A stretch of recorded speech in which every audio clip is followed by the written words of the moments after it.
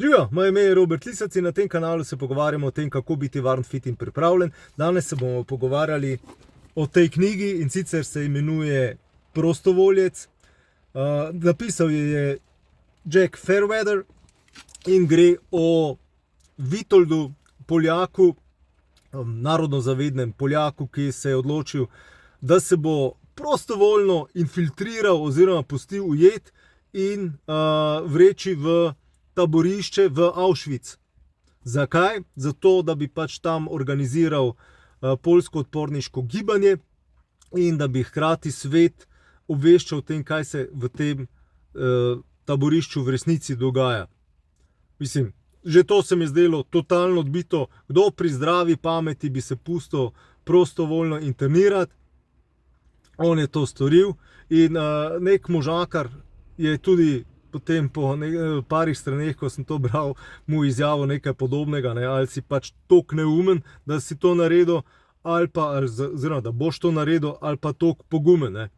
Mogoče je bil pa boje, ne vemo. Mislim, sigurno je imel svoje motive, torej, pustil se je aretirati od gestapa, vrgli so ga v koncentracijsko taborišče, tam je začel organizirati odporniško gibanje, kar uspešno, hkrati je začel obveščati vlado v eksilu, kaj se dogaja v taborišču in poskušal pritiskati na Anglijo in na Američane, da bi taborišče bombardirali, zato da bi lahko interniranci zbežali, ker s tem bi jim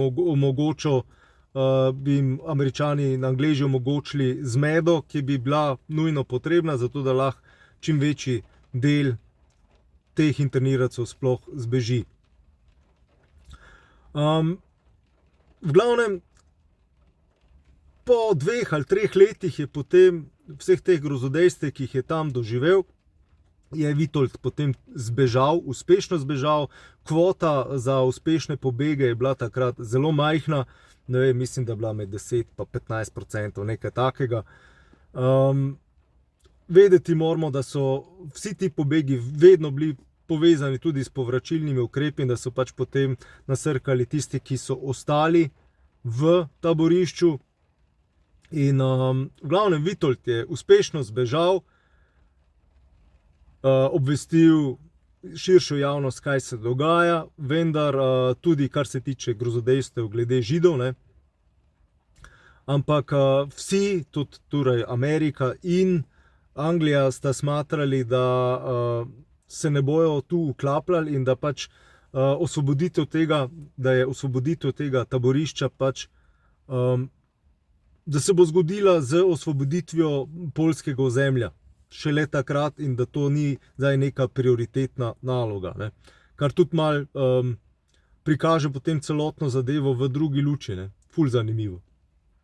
Vitold v glavnem zbeži in potem so tudi uspešno začeli seveda Rusi pritiskati proti Nemčiji.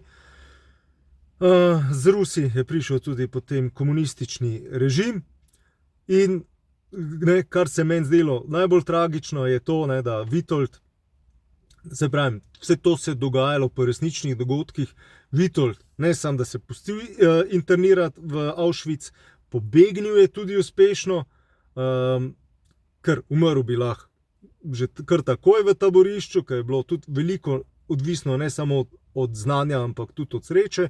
Potem pri pobegu prav tako bi ga lahko šicnili. No, v glavnem, njemu je to uspelo, ampak potem, ko so pa komunisti, poljski komunisti prevzeli oblast, pa dogajanje, se je začel boriti proti njim, zaradi tega, ker tudi to ni smatral kot neko rešitev, pod katero bi lahko Poljaki normalno živeli naprej, in so ga potem poljski komunisti dali likvidirati, dobil je strel v tilnik in to je bila zaključena zgodba potem za Vitolda. Kar je meni pustilo res grenki priokus. Tako pač vidiš človeka, ki se pusti internirati, ki zbeži, potem pa, ko se režim zamenja in ko je vojne že v bistvu konec, dobi potem šus od takratnega režima na Poljskem. Zakaj sem sploh to knjigo prebral? Sploh ne zaradi tega, ker bi užival v teh grozodejstvih, ki so se tam dogajale, ampak zaradi tega, da vidim, kako so ti ljudje funkcionirali, ki so preživeli v tako hudih okoliščinah, in teh primerov je kar nekaj, celo kako so se na zelo zanimiv način znotraj taborišča maščevali tem gestapovcem, Nemcem, pač vsem tem, ki so jih mučili. In že zaradi tega se splača to knjigo, ki je bolj napisana v smislu nekega dokumentarca, prebrati. Torej, to je to. Torej, če želite izvedeti, kako so ti ljudje funkcionirali, kaj vse so mogli pretrpeti in na katere kreativne načine so se mogli znajti, da so preživeli Auschwitz, si preberite tole knjigo. Želim vam čudovit dan, izkoristite ga in vesel bom, če delite tole reč na Facebooku, YouTubeu, TikToku, kjerkoli že. To je to. Se vidimo v naslednjem videu. Čau.